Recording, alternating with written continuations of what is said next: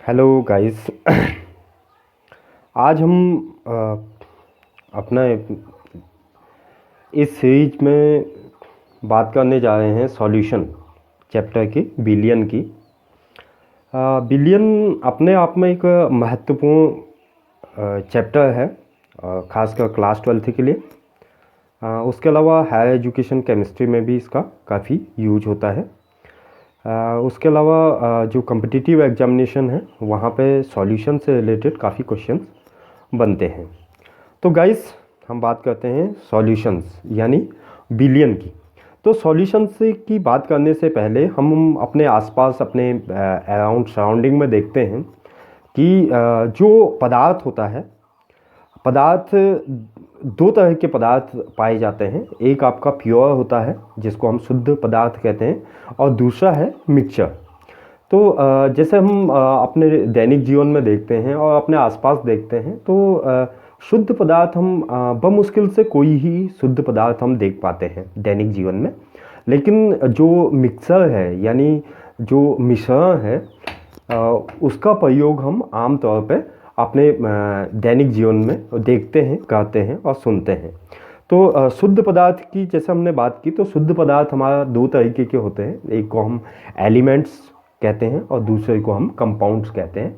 तो पिछली कक्षाओं में हम इसकी डिटेल स्टडी कर चुके हैं कि एलिमेंट्स क्या होगा, एलिमेंट क्या होगा और कंपाउंड क्या होगा। तो एलिमेंट में हम लोगों ने जैसे पिछली कक्षाओं में सीखा है कि एलिमेंट यानी तत्व क्या है। तत्व वे पदार्थ हैं जिनमें जो एक ही तरह के एटम से मिलके बने होते हैं, वे पदार्थ हमारे तत्व कहलाते हैं। और कंपाउंड वे पदार्थ हैं यानी यौगिक वो पदार्थ हैं जो दो या दो से अधिक तत्वों के परमाणुओं के एक निश्चित अनुपात में रासायनिक अभिक्रियाओं के योग द्वारा बनते हैं, उनको हम यौगिक कहते थे।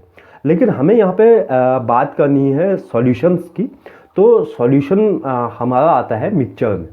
तो मिक्सचर भी यानी जो मिश्रण है वो हमारे दो टाइप के हैं। एक है आपका होमोजीनियस मिक्सचर और एक है हेट्रोजीनियस मिक्सचर। तो ये दोनों ही आपके मिक्सचर्स हैं। तो होमोजीनियस मिक्सचर क्या है और हेट्रोजीनियस मिक्सचर क्या है, इसको हम थोड़ा सा बात करते हैं। तो होमोजीनियस मिक्सचर क्या है कि जिसमें दो या दो से अधिक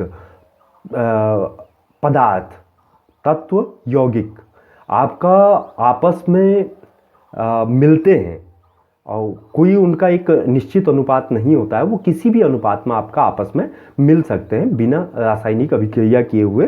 तो उनको हम मिश्रण कहते हैं। तो मिश्रण हमारे दो टाइप के हैं, एक होमोजीनियस और एक हेट्रोजीनियस। होमोजीनियस यानी समांगी और हेट्रोजीनियस यानी विषमांगी।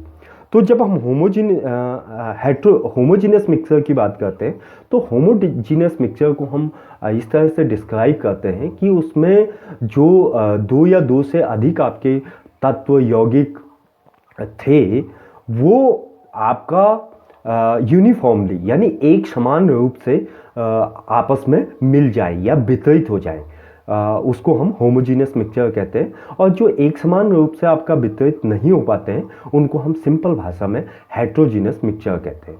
तो होमोजीनियस मिक्सचर में हम लेते हैं ट्रू सॉल्यूशन यानी आपके जो आपके वास्तविक जो बिलियन है।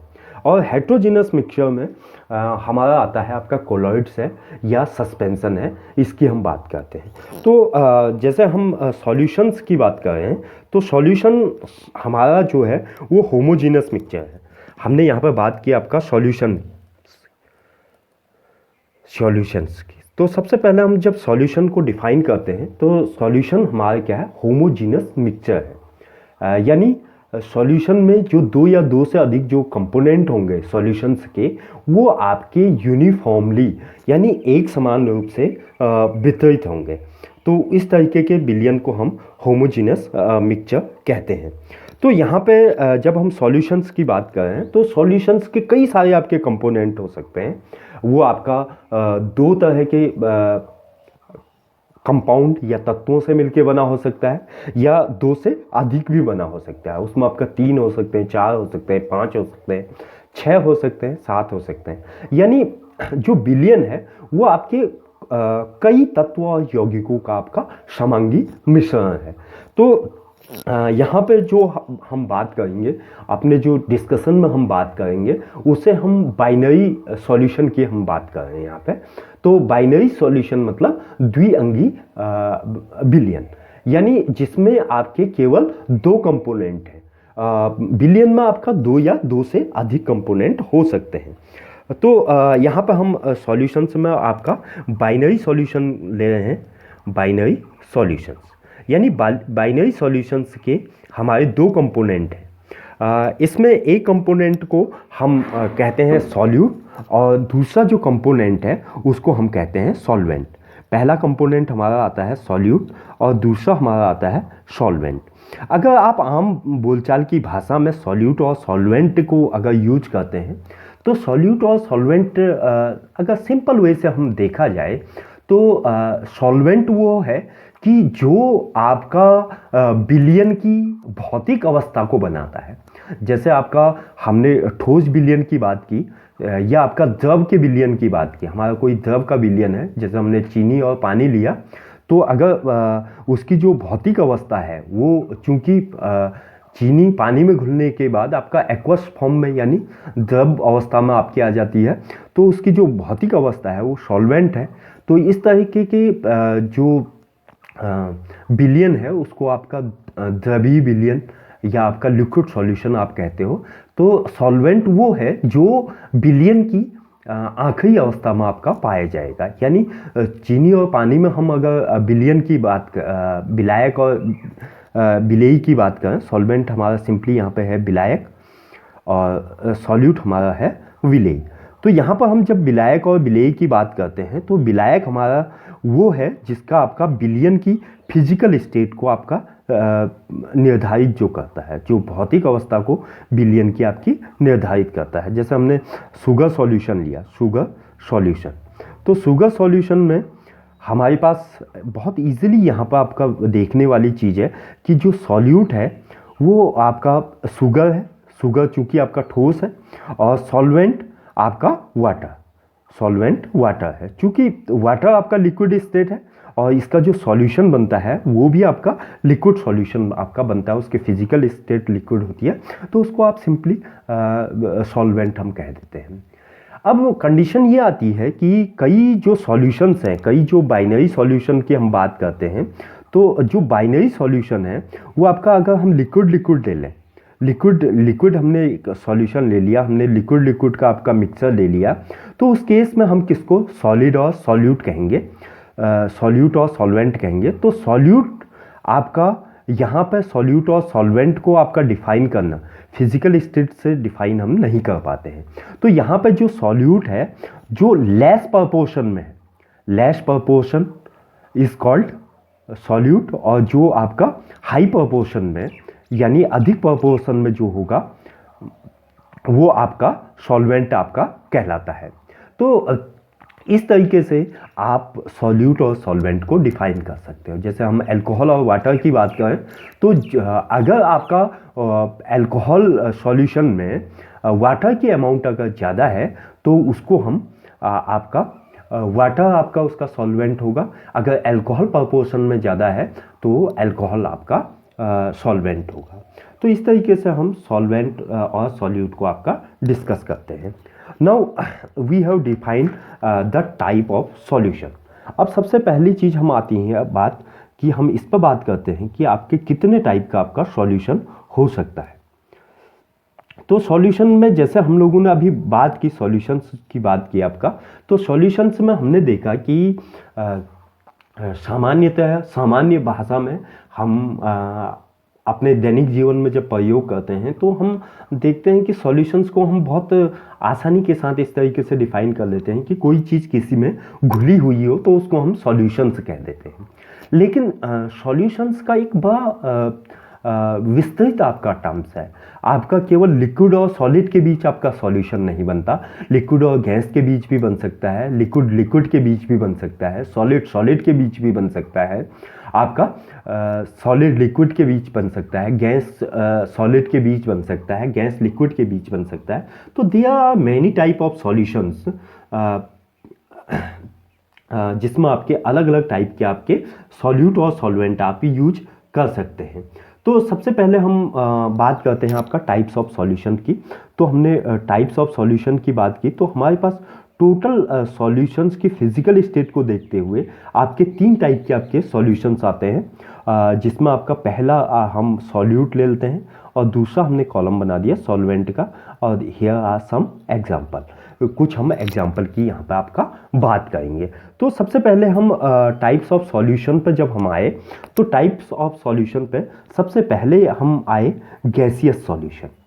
गैसियस सॉल्यूशन, तो गैसियस सॉल्यूशन की जब हम बात करते हैं, सबसे पहले हम गैसियस सॉल्यूशन की हम बात करें, तो गैसियस सॉल्यूशन में चूंकि हम सॉल्यूशन हमने गैसियस लिया है, तो इसकी जो फिजिकल स्टेट है वो आपका गैस फॉर्म में होनी चाहिए। इट मीन्स जो सॉल्वेंट है वो हमारा गैस हम कंसिडर करेंगे। इस तरीके से इसको आप ले सकते हैं। तो सॉल्यूट आपका मे बी गैस, सॉल्यूट आपका गैस हो सकता है। सॉल्वेंट हमने फिर से गैस लिया तो सॉल्यूट हमारा लिक्विड हो सकता है। और सॉल्वेंट हमने फिर से आपका गैस लिया तो आपका सॉल्यूट आपका सॉलिड हो सकता है।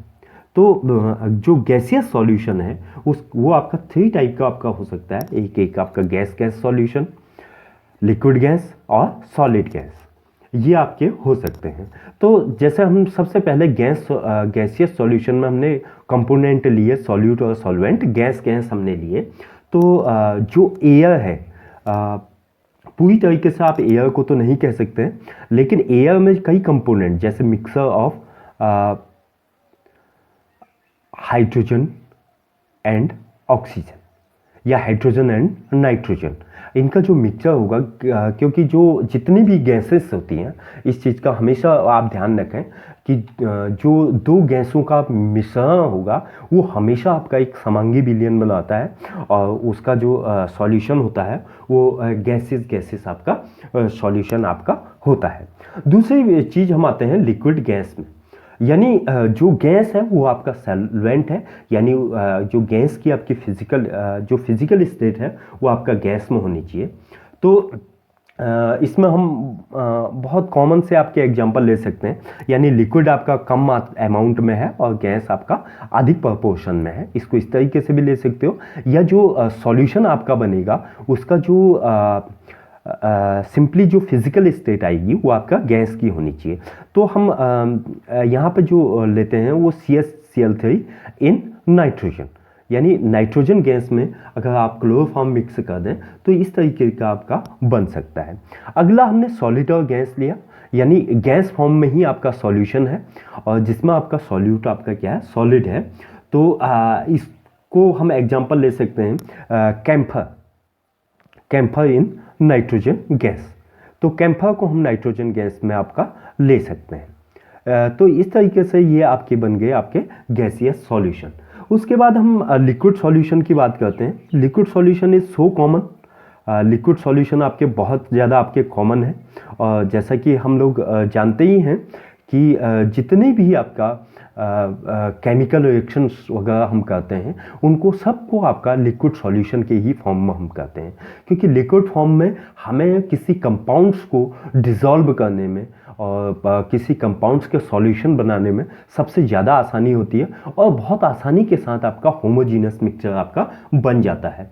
तो जब हम लिक्विड सॉल्यूशन की बात करें तो सॉल्यूट हमने यहाँ पर सॉल्वेंट हमारा लिक्विड आएगा, लेकिन उसके जो कंपोनेंट्स हैं, सॉल्यूट वाले कंपोनेंट्स हैं, दे में बी चेंज, वो आपके चेंज हो सकते हैं।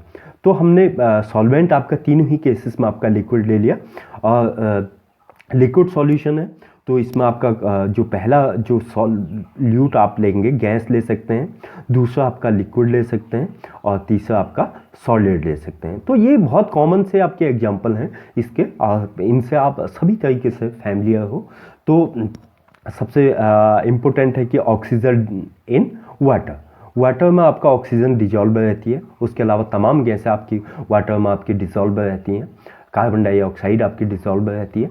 तो उनका जो सॉल्यूशन आपका बनेगा वो आपका लिक्विड सॉल्यूशन कहलाएगा, और जिसके कंपोनेंट आपका गैस और लिक्विड होंगे। अब हम बात करते हैं लिक्विड की।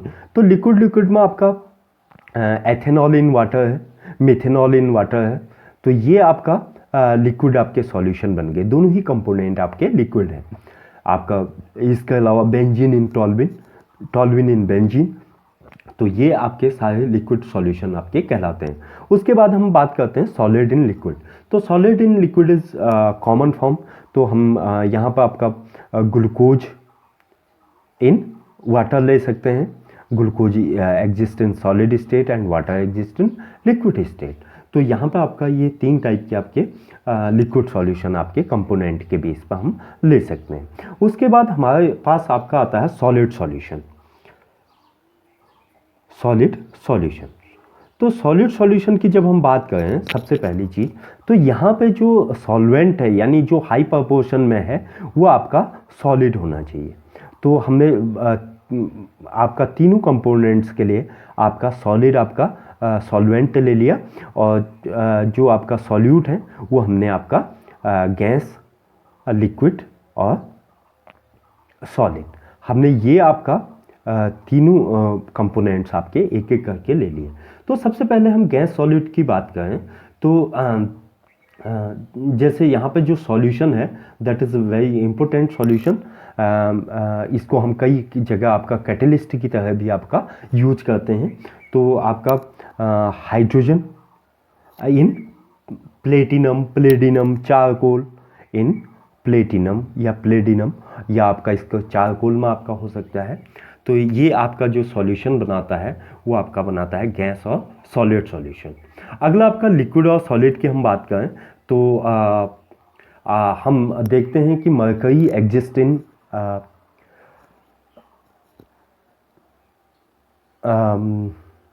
liquid state and their solution with other metal, sodium, just zinc. तो ये आपका तमाम तरह के आपके फॉर्म बन सकते हैं। इसको हम सोडियम अमेलगम कह सकते हैं या आपका जिंक अमेलगम कह सकते हैं। इसमें आपका मरकरी आपका सॉल्वेंट है और सोडियम या जिंक आपका सॉल्यूट है। उसके बाद सॉलिड सॉलिड की बात करते हैं तो सॉलिड सॉलिड के भी हमने तमाम तरीके के आपके एग्जाम्पल हम जानते हैं। जैसे जनरली जो हम लोग ज्वेलरीज में आपका जो गोल्ड यूज़ करते हैं तो कई बार हम लोगों ने सुना है कि 22 कैरेट, 20 कैरेट्स। तो that means that gold also contains copper, यानी जो सोना है और सोने के साथ आपका तांबा का वो बिलियन है, उसको हम 22 और 20 कैरेट के फॉर्म में लेते हैं। जबकि जो 24 कैरेट सोना होता है वो हमारा प्योर गोल्ड कहलाता है। लेकिन 22 और 20% में हमारी कुछ परसेंटेज अमाउंट उसकी कॉपर की भी उसमें मिली होती है, यानी सॉल्यूशन फॉर्म में होती है। उसके अलावा तमाम तरीके के आपके मेटल्स हैं जिनको हम एलॉय कहते हैं, simply alloy, that is bronze, brass, यहाँ आपका कॉपर, जिंक, ये कॉपर, जिंक, एल्युमिनियम, ये तमाम आपके जो सॉलिड सॉलिड हैं वो आपके मिले हुए होते हैं। या जैसे हमने चारकोल, कार्बन विद आयरन, तो स्टील आपका फॉर्मेशन होता है। तो इस तरीके से हम लोग देखते हैं कि ये आपके 3 टाइप की बेसिक कैटेगरीज है, 3 टाइप की सॉल्यूशंस की। पहला आपका गैसियस सॉल्यूशन, दूसरा आपका लिक्विड सॉल्यूशन और तीसरा सॉलिड सॉल्यूशन। अब हम बात कर रहे हैं कि आपका ये जो सॉल्यूशन है तो सॉल्यूशन में एक पर्टिकुलर अमाउंट आपका सॉल्यूट और सॉल्वेंट की होती है। तो सॉल्यूट और सॉल्वेंट की अमाउंट को हम किस तरीके से आपका निकालें और किस तरीके से हम बात करें कि जैसे अभी हम लोगों ने एक कॉमन सा पॉइंट लिया कि 22 कैरेट सोना या 20 कैरेट सोना। तो जब हम 22 कैरेट सोने की बात कर रहे हैं तो हम अधिक शुद्धता की बात कर रहे हैं, और 24 कैरेट गोल्ड की बात कर रहे हैं तो हम कह रहे हैं कि वो जो सोना है वो प्योर गोल्ड है, यानी शुद्ध सोना है। 20 कैरेट गोल्ड में हम कह रहे हैं कि नहीं, वो आपका प्योर फॉर्म में नहीं है, उसमें कॉपर की कुछ अमाउंट है, यानी हमने उसको एक नाम दिया 22 carat. That means the particular percentage of copper present in gold. तो इस तरीके से जब हम बात करते हैं कि किसमें कौन सी चीज़ कितनी मिली है, यानी उस सॉल्वेंट में कितना अमाउंट सॉल्यूट का मिला है, या उस मिक्सर में, उस सॉल्यूशंस में कितनी अमाउंट आपकी सॉल्यूट की है और कितनी अमाउंट आपकी सॉल्वेंट की है, that terms we have simply defined that we have called concentration. तो हम एक नया टर्म्स हम लेके आए जिसको हम कहते हैं कंसंट्रेशन, यानी कंसंट्रेशन ऑफ सॉल्यूशन. तो ये आपका जो कंसंट्रेशन है, इसको अगर आप सिंपल भाषा में आपका डिस्कस करें तो concentration have to type of concentration. Of first we have called qualitative. पहला आपका होता है क्वालिटेटिव, और सेकंड जो टर्म्स आता है वो होता है आपका क्वांटिटेटिव. तो जब हम क्वालिटेटिव और क्वांटिटेटिव की बात करते हैं तो क्वालिटेटिव का मतलब कि केवल आप क्वालिटी देख के, केवल उसकी फिजिकल स्टेट देख के आप बता सकते हैं कि ये आपका ज़्यादा कंसंट्रेटेड है या कम कंसंट्रेटेड है, यानी उसमें सॉल्यूट की अमाउंट हाई है या सॉल्वेंट की अमाउंट हाई है, उसका कितना उसका आपका परसेंटेज कंपोजिशन किसका ज़्यादा होगा. तो उसको हम एक ब्रॉडली, अगर उसके एक क्वालिटी के बेस पे हम उसका अध्ययन करें या गुणात्मक बेस पर अध्ययन करें तो उसको हम कहते हैं qualitative terms expression for concentration. तो जो क्वालिटेटिव एक्सप्रेशन है कंसंट्रेशन के लिए, we have use to terms. First is we have called dilute solution, and second we have called concentrated solution. तो अब डाइल्यूट और कंसंट्रेटेड को हम किस तरीके से डिफाइन करते हैं. तो डाइल्यूट एक कॉमन सेंस में हम लेते हैं कि जिसमें आपका सॉल्यूट की मात्रा, यानी पर्टिकुलर कंपोनेंट की मात्रा सॉल्वेंट में बहुत कम है, उसको हम डाइल्यूट कहते हैं, और जिसमें ज़्यादा मात्रा है उसको हम कंसंट्रेटेड कहते हैं. अब इसमें हम फिक्स नहीं कह सकते. जैसे हमने सिंपली किया कि एक गिलास पानी में आपका 1 चम्मच शुगर आपका डिज़ोल्व कर दी और एक में आपका 4 चम्मच शुगर हमने डिज़ोल्व कर दी. तो जब हम उसका टेस्ट करते हैं तो हमें पता चलता है कि 4 चम्मच वाला जो शुगर वाला है वो आपका ज़्यादा मीठी है और 1 चम्मच वाली कम मीठी है. तो हम उसको कम मीठी और ज़्यादा मीठी ही कहते हैं. तो हम उसकी पर्टिकुलर अमाउंट बता नहीं सकते कि इस गिलास में कितने ग्राम आपका शुगर थी या कितने चम्मच आपकी शुगर थी, चीनी थी.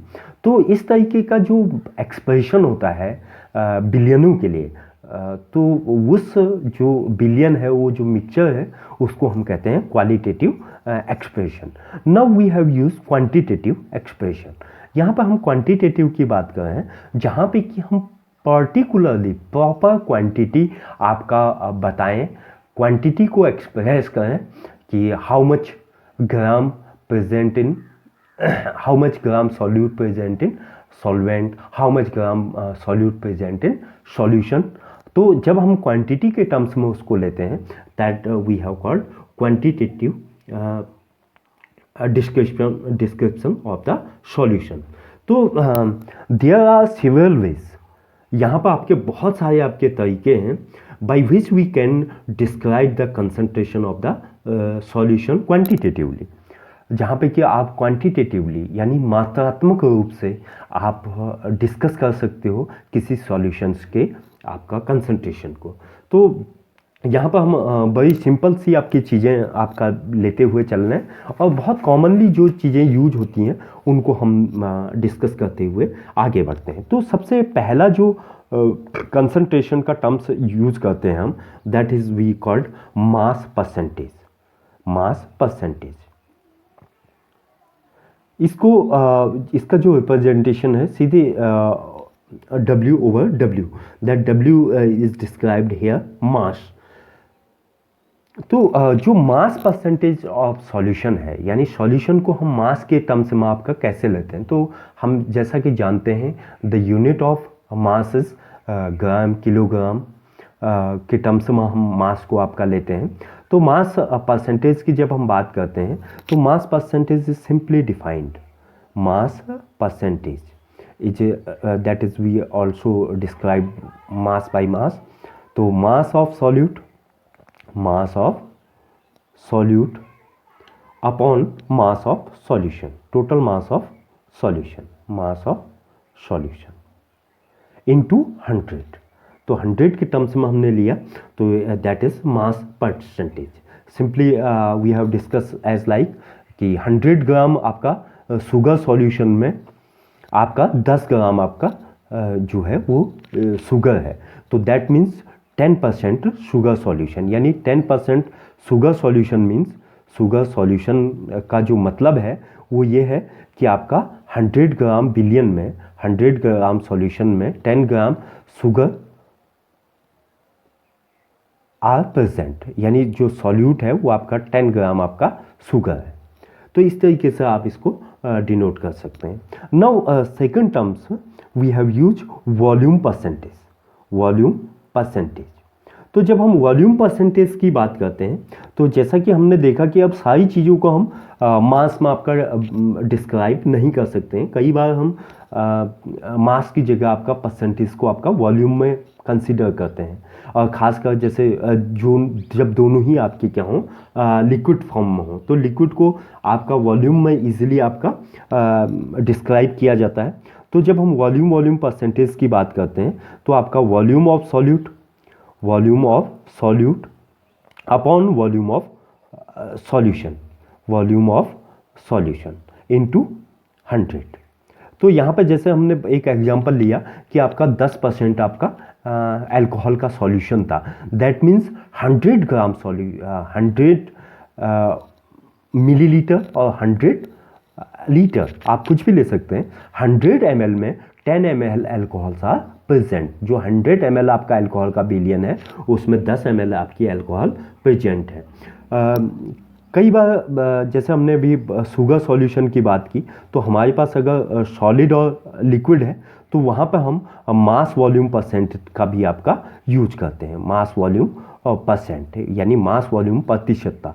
तो मास वॉल्यूम परसेंट के केस में we have easily describe that mass of solute आपका यूज करते हैं इन ग्राम। मास ऑफ सॉल्यूट हमने आपका यूज किया ग्राम में, और जो आपका वॉल्यूम है वो आपका वॉल्यूम ऑफ सॉल्यूशन हम यूज करते हैं, volume of solution in ml, और ml में हम इसको आपका यूज कर लेते हैं, ये आपका ग्राम में, तो इनटू 100। तो इस तरीके से हम आपका मास बाय वॉल्यूम परसेंटेज आपका निकाल लेते हैं। तो खासकर जैसे मेडिसिन वगैरह के केस में हम इस तरह की आपकी चीज़ें देखते हैं। तो mass of dissolve in present in 100 ml of the solution we have called mass volume percentage.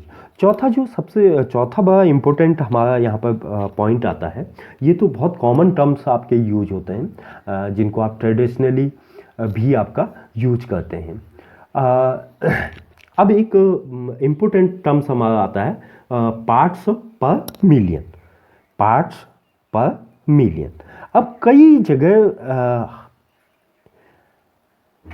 इस कंपाउंड्स को इस फॉर्म में कैलकुलेट करना पार्ट्स पर मिलियन की बात कर रहे हैं तो कई जो पदार्थ होते हैं वही स्मॉल अमाउंट में आपके डिज़ोल्व होते हैं।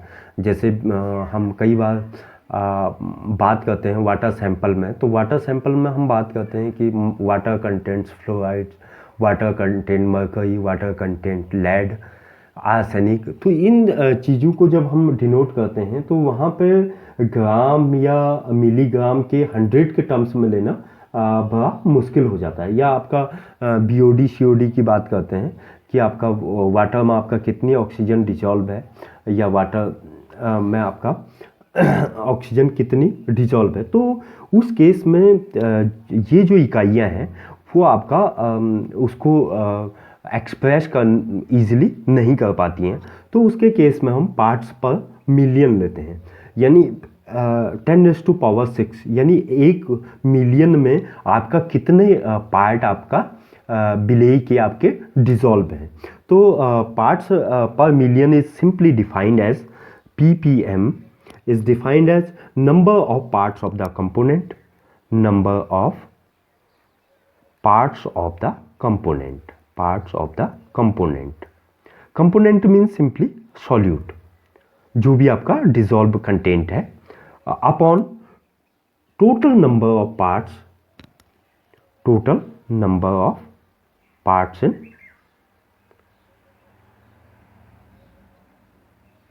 Of solution.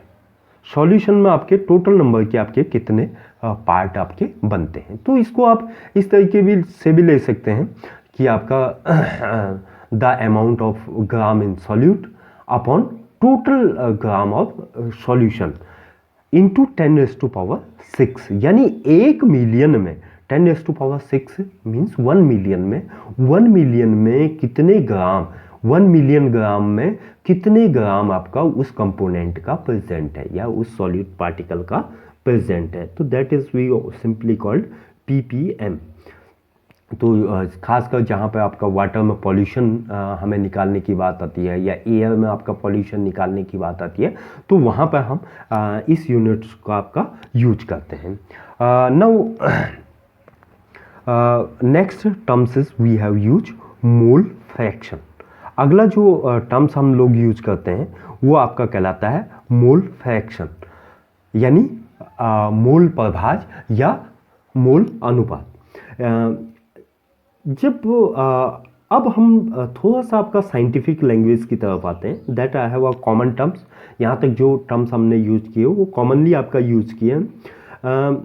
यहाँ पर जब हम बात करते हैं तो हम लोग जब केमिस्ट्री के टर्म्स में हम बात करें तो केमिस्ट्री में हम जो अमाउंट ऑफ सब्सटेंस है या पदार्थ की जो मात्रा है, तो पदार्थ की मात्रा निकालने के लिए हम एक टर्म्स यूज करते हैं, we have mole. Amount of matter के लिए हम नई यूनिट यूज करते हैं मोल्स। तो जब हम कंसंट्रेशन को इस यूनिट के फॉर्म में आपका डिस्कस करते हैं तो यहाँ पर हम अलग अलग कंसंट्रेशन के आपके टर्म्स लेते हैं। तो first we have use mole fraction. तो mole fraction is a very simple terms and that is described by terms चाई। इसको हम चाई से आपका डिस्क्राइब करते हैं। तो जो mole fraction is simply defined as mole fraction is equal to number of moles of that component या simply solute number of moles of solute और component, इसको आप solute भी ले सकते हैं या component ले सकते हैं, upon total number of moles in solution। Solution में आपके जितने भी नंबर ऑफ मोल्स होंगे उन दोनों का जो रेशियो है that is called mole fraction, mole प्रभाज या इसको मोल अनुपात भी हम कह सकते हैं। तो लेट अस कंसीडर दैट 2 और 3 कंपोनेंट आपका सिस्टम हो सकता है। हमने कंसीडर किया कि आपका that component, let us consider components A, B and C of any solution, then the mole fraction of A, तो हम इसमें आपका मोल फ्रैक्शन ऑफ A आपका ले सकते हैं। Mole fraction of A equal to chi A equal to Na over Na plus Nv plus NC। अगर मोल component है NC के अलावा DEF और भी बहुत सारे आपके कंपोनेंट होंगे तो वो आपके ऐड होते जाएंगे। Where the Na is the number of moles of A component, Nb is the number of moles of B component, NC is the number of moles of C component. तो इस तरीके से आप इसको कैलकुलेट किया जा सकता है। Simply for common we have described it, chi I is equal to N1 upon summation Ni, that is N1, N2, N3, N4 आपका हो सकते हैं। One thing is very important here, for given solution जो आपका दिया हुआ solution होता है उसके लिए जितने भी आपके मोल फ्रैक्शन है, चाई A, chi B plus chi C, all the sum of whole mole fractions is equal to 1। यानी जितने भी आपके मोल अनुपात हैं A कंपोनेंट के, B कंपोनेंट के और C कंपोनेंट के, इन सब का योग मिला के आपका 1 होता है। उसकी जो वैल्यू आती है वो 1 आती है। तो यहाँ पे आप मोल के टर्म्स में आप ले सकते हैं। तो mole we have use that n equal to mass of component upon molar mass of that component. That is, we simply discuss about the W upon M. तो यहाँ पर अगर आपको चाहिए निकालना है तो चाहिए को आप इस टर्म्स में भी ले सकते हैं, WA upon MA over WA over MA plus WAB over MB plus WC over MC, where that the W is mass of A, MA is molar mass of A, WB is mass of B, MB is mass of B, WC mass of C, MC mass of molar mass of C. So that is the mole fraction. Now next terms we have used molarity. अगला जो आपका सबसे काफ़ी important terms है और हमेशा ही आपके solution के फॉर्म में यूज होता है, तो उसको हम कहते हैं मोलैरिटी। इस मोलैरिटी को हम नेक्स्ट लेक्चर में आपका ले जाते हैं।